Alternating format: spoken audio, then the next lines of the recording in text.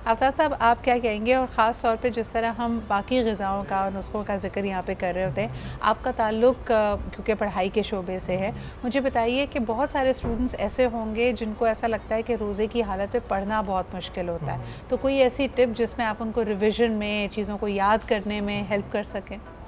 Exactly इसमें overall जो यहाँ पे जितनी भी बातें हुई हैं उसमें लेवल ऑफ कॉम्पिटेंसी की जब हम बात करते हैं तो उसमें एक लेवल होता है unconscious incompetence, and this is the level जहाँ हमें नहीं पता होता कि हमें क्या नहीं पता।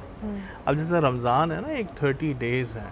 तो उसमें चाहे स्टूडेंट हो, टीचर्स हो या किसी भी फील्ड से ताल्लुक़ हो, we should know at least ourselves कि हमारी हेल्थ कंडीशन क्या है, हम डायबिटिक तो नहीं हैं,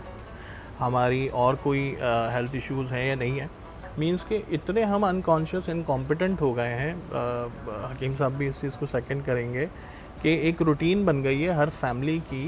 कि इफ़्तार में क्या होना चाहिए उसका एक पैटर्न बना हुआ है, इसी तरह सहरी में क्या होना चाहिए उसका एक पैटर्न बना हुआ है, राइट। तो हमें एटलीस्ट इस लेवल ऑफ कॉम्पिटेंसी से सेकंड लेवल पे जाना चाहिए wherein we are conscious incompetent, हमें पता तो हो कि हमें क्या नहीं पता। अब जैसे स्टूडेंट्स भी है ना, उनको अपनी वर्क हैबिट्स पता होनी चाहिए कि अब एग्ज़ाम है, एग्ज़ाम में डेफिनेटली जब आप ब्लड ब्रेन बैरियर की जब बात करते हैं तो जो फौरी जो बच्चों को एनर्जी मिलती है वो ग्लूकोज से मिलती है। अब अगर अब वो रोज़े रख रहे हैं तो उस डाइट में देखें कि कार्ब्स कितने हैं, कार्बोहाइड्रेट्स वो कितने ले रहे हैं, प्रोटीन का कितना पोर्शन है। बेस्ट टाइम कौन सा है पढ़ाई करने का? कुछ लोग कहते हैं देखें इफ्तार के बाद तो बहुत खुनूदगी आ रही होती है, लोगों की और भी मसरूफियात होती हैं, हो सकता है बाहर जाना है, कहीं आप इफ्तार बाहर कर रहे हैं, तरावियों के लिए रोज़ाना अभी भी लोग जा रहे हैं यकीनन, तो सहरी के बाद पढ़ना is a good time? Best है। देखिए ये वो जिस तरह कहते हैं ना डार्क चॉकलेट के बारे में हम कहते हैं कि for that we need to develop our taste, हर कोई नहीं खा सकता।